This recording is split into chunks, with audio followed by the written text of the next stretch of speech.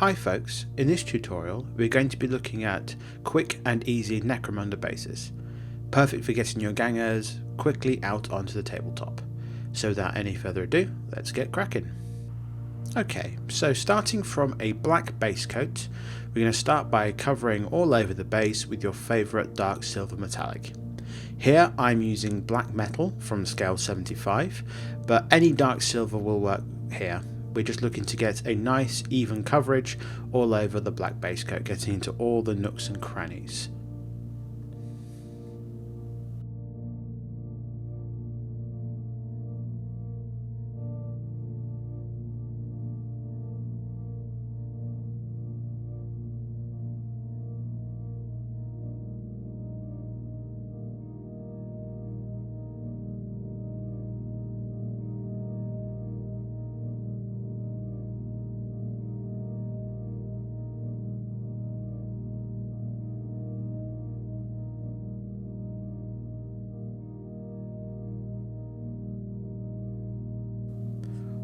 Once the dark silver has dried, we'll be coming in with some Wyldwood from Games Workshop.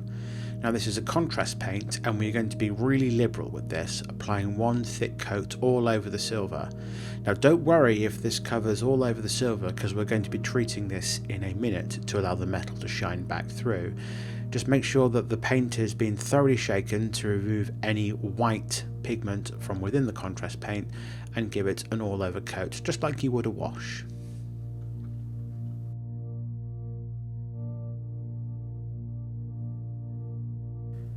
While the contrast paint is still wet, we're going to take a piece of paper towel or kitchen towel and dab at the base to take away the contrast paint from the raised surfaces. This leaves a natural grimy texture in the shadows and recesses of the sculpt. Once this is done, leave this to dry for about 20 to 30 minutes. Once the contrast paint is dried, we are now going to come in with a very bright silver and dry brush the base. Here I'm using Stormhost silver from Games Workshop, but any really bright silver will do here. What we're going to do with this dry brush is remove most of the paint from the bristles of the brush and then go in a fast backwards and forwards motion over the base. And we're going to be really messy here, messier than normal dry brushing, and it doesn't matter if we create a textured surface on this. This is kind of what we're going for. We want to create that really grimy, dirty, industrial look, so the texture of the dry brushing works really well here. And as you can see, the bright silver has really defined those edges and it's starting to look really good.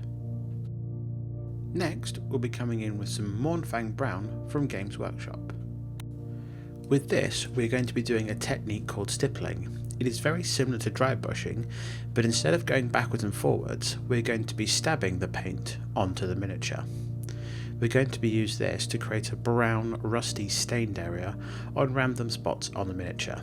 I'm doing 2 here, but you can choose to do as many as you'd like to on this. And as with dry brushing, it's useful to build up the colour. Next, I'll be coming in with some Skrag brown, once again from Games Workshop. And just like in the previous step, we're going to be doing a stippling motion, but focusing on about 50% of the previous covered area, just to refine the orangey tones in these patches.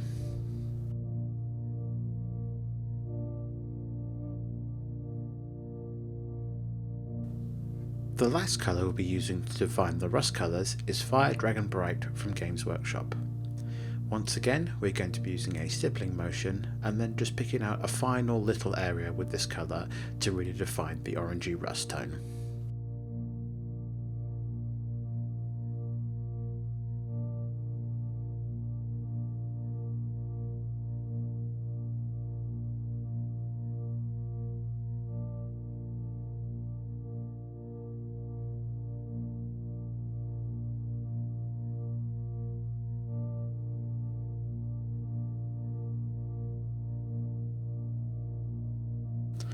Once you are happy with the rust tones on this base, we are then going to come in with some Nighthaunt Gloom from Games Workshop to add in some patina effects to show oxidization. You may want to use Nylak Oxide for this, but I prefer Nighthaunt Gloom as it is a nice cool blue tone and offers a really nice complementary colour to the orange rust tones.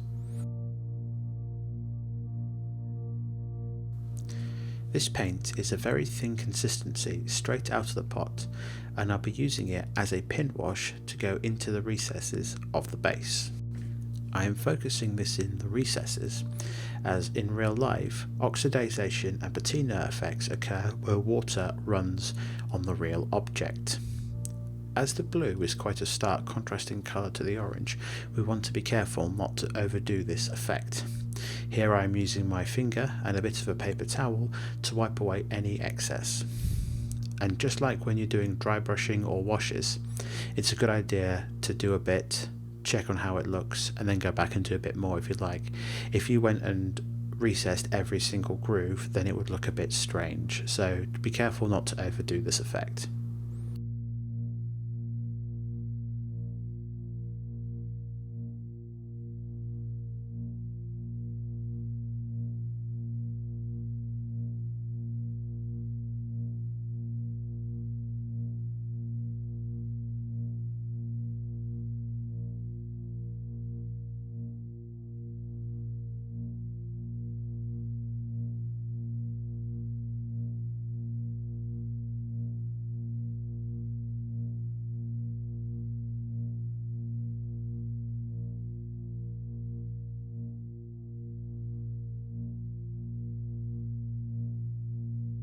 And with that, this quick Necromunda base is now complete.